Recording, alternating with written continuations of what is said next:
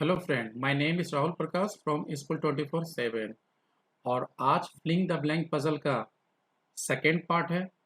अगर आपने first part नहीं देख पाए हैं तो आप हमारे चैनल में जाके फर्स्ट पार्ट को देख सकते हैं। तो आज की क्लास को स्टार्ट करने से पहले आप हमारे चैनल्स को सब्सक्राइब कीजिए, लाइक कीजिए एंड शेयर कीजिए। जैसे कि प्रीवियस क्लास में मैंने फिलिंग द ब्लैंक पजल का कुछ रूल, जैसे कि रूल ऑफ रेगुलेशन, जैसे कि दिखाई दे रहा है रूल ऑफ रेगुलेशन डिस्कस किया था। उसके बाद मैंने एक सम भी सॉल्व किया था और आज मेरा सेकेंड सम है। तो आप लोग को प्रॉमिस के हिसाब से कम फिलिंग द ब्लैंक पजल का 20 से 25 मतलब 20 से 25 मैं सम्स को सॉल्व करवाऊंगा। और डिफरेंट लेवल के, केवल एक ही लेवल का नहीं, बेसिक, मॉडरेट और डिफिकल्ट और प्रीवियस ईयर का सम तो सॉल्व करूंगा ही। तो चलिए आज क्लासेस को स्टार्ट करते हैं। तो फिलिंग द ब्लैंक पजल को बनाने के लिए आप लोग को क्या बताए थे कि आपको क्या करना है, पहले ग्रुप करना है। ठीक है, जैसे for example filling the blank puzzle में अक्सर पर्सन्स के बारे में बोलता है। ठीक है, तो पर्सन्स का ग्रुप हो जाएगा। मान लो कि उसको चॉइस के बारे में बोलेगा तो चॉइस का अलग ग्रुप हो जाएगा।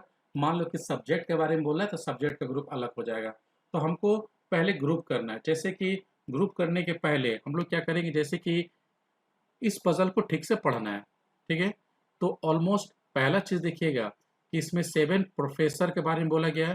तो एक ग्रुप जो होगा प्रोफेसर का होगा, तो हमेशा एक चीज को याद रखिएगा, पहला ग्रुप जो होगा वो पर्सन्स के लिए होगा। तो पहला ग्रुप को आप पहला ही लिखिएगा, मतलब पहला ही जो आप लोग को दिखाई दे रहा है, ये वाला ये कॉलम जो दिखाई दे रहा है, तो पहला कॉलम जो होगा और इस तरह का जो ये रो होता है, तो पहला रो, ठीक है, ये पहला रो जो होगा आपका, ये पहला रो जो होगा वो पर्सन्स के लिए ही बुक होना चाहिए। बाकी ये दोनों जो होगा वो इंटरचेंज कर सकते हैं। तो पहला क्या होगा प्रोफेसर के बारे में, तो पहला ग्रुप मैंने प्रोफेसर का बना चुका हूँ। ठीक है, उसके बाद उसके बारे में बोला गया है कि वो कम से कम, इसमें बोला गया है, उसके बाद देखिएगा यहाँ पर लिखा गया है, are engage in evaluation of answer paper in the 3 different subject, English, mathematics और हिस्ट्री। तो कहीं ना कहीं यहाँ पर सब्जेक्ट के बारे में बोला गया है। तो नेक्स्ट ग्रुप मैंने क्या किया, सब्जेक्ट के बारे में बोल दिया। और एटलीस्ट बोला जा रहा है, एक चीज बोला, at least 2% evaluation of evaluation the paper in the इस सब्जेक्ट। बोला जा रहा है कि यहाँ तक क्वेश्चंस को ठीक से देखें तो आपको बोला जा रहा है कि 7 प्रोफेसर है और वो डिफरेंट मतलब 3 सब्जेक्ट को क्या करता है, वो चेक करता है, मतलब क्वेश्चन पेपर को चेक करता है। ठीक है, और कम से कम एक पेपर को कितना परसेंट चेक कर सकता है, 2% चेक कर सकता है। ठीक है, तो ऑलमोस्ट आप लोग को मालूम है कि अगर 7 पर्सन है और एक सब्जेक्ट के लिए मान लो कि एक सब्जेक्ट के लिए 2 जन है, तो अगर मान लो कि, हाँ, मान लो कि 3 सब्जेक्ट जो है, हिस्ट्री है, उसके बाद मैथ है और उसके बाद इंग्लिश है। प्रत्येक जो सब्जेक्ट के लिए कितना प्रोफेसर है, 2 है, तो इसके लिए 2 होगा, एटलीस्ट 2 होना चाहिए। दो दो इसके लिए भी, 2 इसके लिए होगा। तो टोटल कितना हो गया, 6। बचा क्या, 1। अब 1 जो है वो हिस्ट्री में भी जा सकता है, मैथ में भी जा सकता है और इंग्लिश में जा सकता है। तो कहने का मतलब है मिनिमम 2 होगा और मैक्सिमम कितना होने का चांस है, तो मैक्सिमम कितना होने का चांस है, 3 ही हो सकता है, 3 से ज्यादा नहीं हो सकता है। तो इससे क्या करते हैं, जो हमारा जो क्वेश्चन है उसी से हमको क्या करना है, इंफॉर्मेशन निकालना है, जो कि पजल बनाने में मेरे लिए क्या होगा, इंपॉर्टेंट भूमिका को निभाएगा। उसके बाद हम लोग क्या करते हैं, यहां तक तो हम लोग को समझ में आ गया कि टोटल 7 प्रोफेसर है, सब्जेक्ट कितना है, 3 है। और 3 सब्जेक्ट के लिए लगभग एक एक सब्जेक्ट के लिए कितना प्रोफेसर होगा, 2-2 होना चाहिए। ठीक है, तो मालूम चल गया प्रत्येक सब्जेक्ट के लिए अगर दो दो दो होगा तो मैक्सिमम कितना हो सकता है, 3 हो सकता है। तो यहां तक तो हम लोग क्या किया, एनालाइज कर लिए, पूरा तरह से एनालाइज कर लिए। उसको नेक्स्ट क्या बोला गया, यहाँ देखिए, ईच ऑफ ईच ऑफ यहाँ बोला जा रहा है, कहने का मतलब है कि each of evaluator stay in different building. मतलब बोला जा रहा है कि प्रत्येक प्रोफेसर जो जो प्रोफेसर को वहां वर्णन किया गया है, तो वो उसके लिए डिफरेंट बिल्डिंग है, PQR ST V and W, not necessary in the same order. तो कहने के मतलब है, अगर आप लोग यहां से देखोगे, यहां से लेकर यहां तक देखोगे, तो आपको मालूम चलेगा कि यहां से लेकर यहां तक का कंक्लूजन आपको ही मालूम चलता है कि 7 प्रोफेसर है, 3 सब्जेक्ट है और 3 सब्जेक्ट में मिनिमम एक एक सब्जेक्ट में कितना होगा, दो दो होगा, तो मिनिमम दो हो सकता है, मैक्सिमम कितना हो सकता है, तीन हो सकता है। और वो डिफरेंट बिल्डिंग में रहेगा, यहाँ बिल्डिंग के बारे में बोला गया डिफरेंट बिल्डिंग में रहेगा, और यहाँ बिल्डिंग के बारे में बोला गया है P Q R S T भी और क्या बोला गया डब्ल्यू। तो कहीं ना कहीं यहाँ पर तीन ग्रुप होगा, एक प्रोफेसर ग्रुप होगा, एक क्या होगा मेरे लिए सब्जेक्ट ग्रुप होगा, एंड थर्ड ग्रुप क्या होगा, बिल्डिंग का ग्रुप होगा। तो पहला एक चीज याद रखेंगे, ये जो पहला आपका यहाँ पर जो ये पहला रो है, तो हमेशा प्रोफेसर मतलब पर्सन्स के लिए बुक होना चाहिए, यहाँ पर कुछ भी नहीं लिख सकते हैं। बाकी ये दो रो जो है आपको यहाँ दिखाई दे रहा है, अब इन दोनों रो में अब इंटरचेंज कर सकते हैं, बिल्डिंग को यहाँ पर लिख सकते हैं, सब्जेक्ट को यहाँ पर लिख सकते हैं, कोई दिक्कत नहीं होगा। लेकिन हमसे याद रखेंगे फिलिंग द ब्लैंक पजल बनाने के लिए पहला जो रो होना चाहिए वो पर्सन्स के लिए बुक होना चाहिए। तो यहां तक हमने क्या किया, क्वेश्चंस को पूर्ण रूप से एनालाइज कर लिया। ठीक है, नेक्स्ट यहां पर बोला जा रहा है कि a English paper only with E, मतलब बोला गया है कि a evaluate English paper only with क्या बोला गया, ई। तो कहने का मतलब है, इस लाइन को ठीक से समझना है, इसी लाइन से आपका ये पूरा पजल बनने के लिए एक की पॉइंट निभाएगा, यहां से लेकर यहां तक बोला गया है, यहां तक ठीक से देखेगा। बोला जा रहा है कि ए जो है इंग्लिश पेपर ओनली, यहाँ ओनली का इस्तेमाल किया गया बाबू, यहाँ पर ओनली को, तो इस ओनली को ध्यान से देखना आप लोग को। ठीक है, कि ए जो है इंग्लिश पेपर केवल किसके साथ चेक कर सकता है, ई के साथ चेक कर सकता है, बाकी वो किसी के साथ शेयर नहीं कर सकता है। कहने का मतलब है कि ए केवल इंग्लिश के पेपर किसके साथ शेयर करेगा, किसके साथ इंग्लिश के पेपर शेयर करेगा, केवल ई के साथ शेयर करेगा और किसी के साथ शेयर नहीं करेगा। तो टोटल कितना जन है, तो टोटल हमारे पास 7 जन है। तो ए केवल इंग्लिश पेपर किसके साथ शेयर करेगा, ई के साथ। तो ए केवल इंग्लिश पेपर अगर ई के साथ शेयर करेगा तो बाकी जन जो बच गया जैसे बी सी डी एफ और जी, इनके लिए इंग्लिश क्या हो गया, खत्म हो गया। अब ये इंग्लिश पेपर को ये चेक नहीं कर सकता है। इसके लिए केवल अब दो ही सब्जेक्ट बचा हुआ है, वो मैथमेटिक्स बचा हुआ है और ये हिस्ट्री बचा हुआ है। अब ये 5 जन है, ये दो ही सब्जेक्ट को चेक कर सकता है। ठीक है, अगर यहां पर ओनली नहीं होता तो ये 5 जन के लिए, ये 5 जन के लिए 3 सब्जेक्ट हो जाता, लेकिन यहाँ पर ओनली होने के कारण अब ये 5 जन के लिए केवल कितना सब्जेक्ट बच जाएगा, 2 ही सब्जेक्ट बच जाएगा। पहला कौन होगा, मैथ, और दूसरा कौन होगा, यहाँ पर हिस्ट्री होगा। क्लियर है, तो हमें से याद रखेंगे, तो इसको यहां पर लिख लेना होगा। तो यहां पर हम लोग क्या करेंगे, यहां पर लिखेंगे ए। ठीक है, वो क्या पढ़ा रहा है, इंग्लिश शॉर्ट फॉर्म में लिखेगा, ज्यादा बड़ा लिखने की दरकार नहीं है। नेक्स्ट, और वो किसके साथ, ई के साथ, तो ई भी क्या करेगा, English.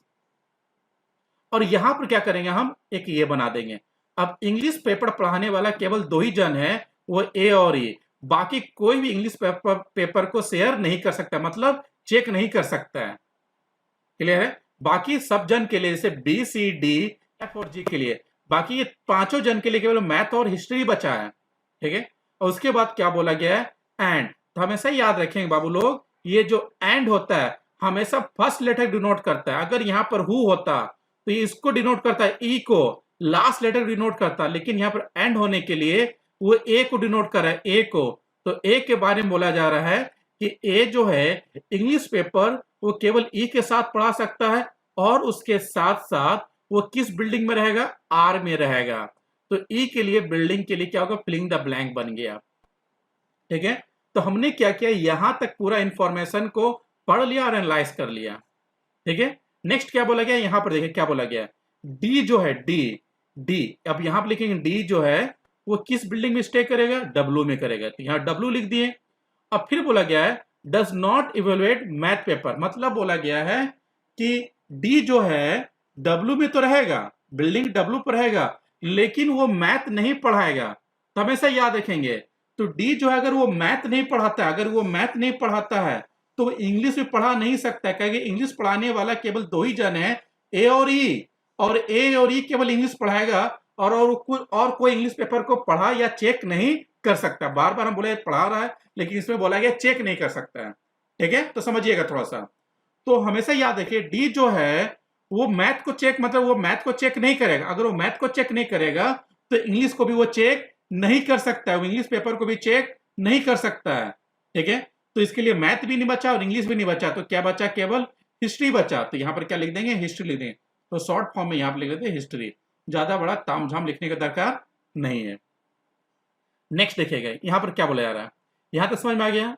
The one who stay in building भी, बोला जा रहा है कि जो बिल्डिंग भी पर रहेगा, कहने का मतलब जो बिल्डिंग भी पर रहेगा तो वो कौन से पेपर पढ़ाएगा, हिस्ट्री पेपर पढ़ाएगा, यहाँ पर बोला जा रहा है।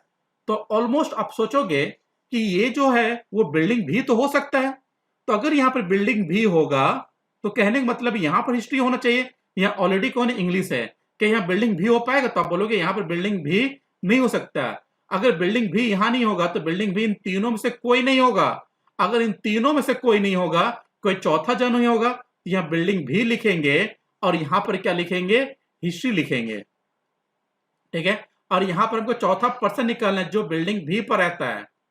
क्लियर है, और यहां से हम लोग क्या करेंगे, जो हम लोग यहां पर गलती से लिख दिए इसको हटा देंगे समझने के लिए।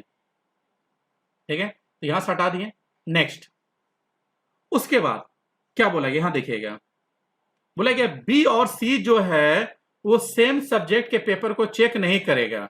B and C do not evaluate the paper in the same subject. बोला कि बी और सी जो है वो सेम सब्जेक्ट का पेपर को चेक नहीं करेगा। तो ऑलमोस्ट अभी बी और सी तो कहीं बैठा नहीं है, तो इसको बगल में इंफॉर्मेशन बना के लिख लेंगे कि बी और सी जो होगा सेम सब्जेक्ट को चेक नहीं करेगा। शॉर्ट फॉर्म यहां लिख लिए, बी और सी कभी भी इक्वल नहीं हो पाएगा। और जब भी बी और सी बैठेगा तो इस बात को चेक कर लेना कि उसका सब्जेक्ट को मिलना नहीं चाहिए, तो इसको बगल में यहां पर लिख लिए, बी और सी जो है सेम सब्जेक्ट को नहीं पढ़ाएगा, यहां पर लिख लिए। ठीक है, नेक्स्ट चलिए क्या बोला जा रहा है, बोला जा रहा है those who evaluate English paper do not stay in building Q.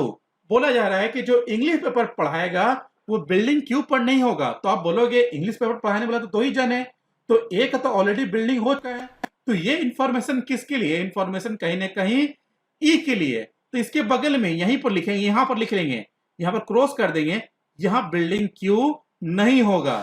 ठीक है, यहां बिल्डिंग क्यू नहीं होगा, तो ये इंफॉर्मेशन यहां पुट अप कर लिए। यहां बिल्डिंग क्यू यहां नहीं हो तो क्यू यहां और यहां हो सकता है, केवल यहां नहीं हो सकता है।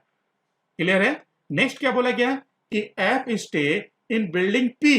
बोला कि ऐप जो है बिल्डिंग पी पर होगा, तो आप बोलोगे कि सर यहां पर ऐप तो बैठ सकता है, खाली स्थान है। अगर यहां पर ऐप बैठाओगे माफ कीजिएगा, तो यहां पर कौन सा बिल्डिंग होना चाहिए, यहां पर बिल्डिंग कौन होना चाहिए, तो आप बोलोगे यहां पर बिल्डिंग पी होना चाहिए। यहां ऑलरेडी कौन सा बिल्डिंग है, भी, तो क्या इन चारों में कोई ऐप होगा, तो नहीं होगा, तो ऐप यहां पर होगा और बिल्डिंग पी यहां पर हो जाएगा। ठीक है, और उसके बाद बोला गया है but does not evaluate history paper, मतलब वो हिस्ट्री पेपर को पढ़ा नहीं सकता है। तो सेम टू सेम ये डी वाला इंफॉर्मेशन ही है कि ऐप अगर हिस्ट्री पेपर नहीं पढ़ाएगा, तो यहाँ हिस्ट्री पेपर अगर वो नहीं पढ़ाता है तो वो हमेशा याद है इंग्लिश पेपर भी पढ़ा नहीं सकता है। ठीक, इंग्लिश पेपर पढ़ाने वाला केवल दो ही जन है, ए और ई, और कोई पढ़ा नहीं सकता है। ना तो हिस्ट्री पढ़ाएगा ना तो इंग्लिश पढ़ाएगा, तो वो क्या पढ़ाएगा, मैथ पढ़ाएगा। तो यहां पर क्या लिख देंगे, मैथ लिख देंगे। क्लियर है, चेक करेगा, मतलब बार बार पढ़ाने के बाद में ये चेक करेगा। ठीक है, समझिएगा। नेक्स्ट, यहां तक क्लियर हो गया। अब फिर बोला कि जी evaluate same paper as app. बोला कि जी जो है वही सब्जेक्ट पढ़ाएगा जो ऐप पढ़ाएगा। ठीक है, तो यहां पर जी होगा और यहां पर क्या होगा, तो ऐप क्या पढ़ा रहा है, मैथ, तो ये भी क्या पढ़ाएगा, मैथ पढ़ाएगा। क्लियर है, यहां तक क्लियर हो गया यहां पर। ठीक है, अब उसके बाद देखते हैं क्या बोला जा रहा है। सी स्टे बिल्डिंग टी। सी जो है किस बिल्डिंग में रहेगा, टी पर रहेगा। तो आप बोलोगे यहाँ पर सी तो बैठ सकता है, अगर यहाँ पर सी तो बैठ सकता है, लेकिन क्या है कि बिल्डिंग या टी हो पाएगा नहीं। तो इन इन 1 2 3 4 5 6 ये 6 जन में कोई हो पाएगा सी, तो नहीं, सी तो यहाँ बैठेगा और बिल्डिंग यहाँ पर क्या हो जाएगा, टी हो जाएगा। क्लियर है, कोई दिक्कत इसमें नहीं है। अब ये है मैंने क्या कर लिया, पूरा पजल को यहाँ पर लिख दिया। अब यहाँ पर कुछ फिलिंग द ब्लैंक, जैसे कि यहाँ पर सी का हमको सब्जेक्ट निकालना है, यहाँ पर्सन बैठाना और यहाँ पर इसका बिल्डिंग निकालना, और यहाँ पर भी बिल्डिंग मेरा निकलेगा। ठीक है, स्टेप नंबर 1, पहले पर्सन को हमको यहाँ देखना है। इसमें टोटल पर्सन बैठ चुका है, केवल एक ही पर्सन मिसिंग है। तो ए ई डी एफ जी सी कौन पर्सन मिसिंग है, तो आप बोलोगे सर यहाँ पर बी मिसिंग है, तो यहाँ पर बी लिखेंगे। जैसे यहाँ बी लिखेंगे तो बी का सब्जेक्ट क्या मेरे लिए, हिस्ट्री है। तो ऑलवेज यहाँ पर इंफॉर्मेशन आ गया कि बी और सी जो है वो सेम सब्जेक्ट को नहीं पढ़ाएगा। ठीक है, तो अगर यहाँ पर हिस्ट्री आ गया तो सी हिस्ट्री नहीं पढ़ाएगा। तो हिस्ट्री अगर वो नहीं पढ़ा सकता है तो इंग्लिश भी पढ़ा नहीं सकता, क्योंकि इंग्लिश पढ़ाने वाला केवल 2 ही जन है। क्लियर है? तो यहां पर क्या है मेरे लिए, हिस्ट्री अगर यहां हो गया तो इसके लिए क्या बच गया, मैथ बच गया। क्लियर है? तो मेरा ये वाला भी कॉलम बुक हो गया और ये वाला कॉलम भी पूरा फुल हो चुका है। ठीक है, आप बोलोगे आप यहां पर आते तो इंफॉर्मेशन देखोगे, अरे सर यहां पर क्यों नहीं बैठेगा, अगर यहां पर क्यों नहीं बैठेगा तो आप बोलोगे बस क्यों, अगर यहां नहीं बैठता तो आप बोलोगे क्यों को अब यहां बैठना पड़ेगा। क्लियर है? तो ये बस सभी बिल्डिंग हो चुका है, तो बिल्डिंग कौन सा बच गया, बिल्डिंग आप बोलोगे यहाँ सर यहाँ सभी बिल्डिंग हो चुका है तो केवल एक ही बिल्डिंग बच गया, वो बिल्डिंग का नाम क्या है, एस है। तो ये पजल बन के क्या हो गया, कंप्लीट हो गया। तो हमेशा एक चीज याद रखिएगा बच्चों लोग, हम लोग फिलिंग द ब्लैंक पजल बनाने में अक्सर यही गड़बड़ी कर देते हैं कि सभी, जैसे सभी अल्फाबेट यहाँ पर, जैसे कि यहाँ पर पर्सन के रूप में अल्फाबेट दिया गया तो सभी को सीरियल नंबर से लिख लेते हैं। तो ये गलती एकदम मत कीजिएगा। जैसे जैसे इंफॉर्मेशन बोला जा रहा है उसी तरह से क्या करते हैं, बनाते चलिएगा और देखिएगा एक सर्टेन टाइम के बाद आपका फिलिंग द ब्लैंक भरता चला जाएगा। और कहीं ना कहीं ये सम्स आपको विद इन 2 मिनट या 3 मिनट या 5 मिनट में बन के आपका तैयार हो जाएगा। आप बोलोगे सर आपको तो बनाने में 16 मिनट लग गया, तो हमेशा याद रखिए आपको हम बनाए भी और प्लस समझाए भी, दोनों काम किए, इसीलिए समय तो लगता ही है।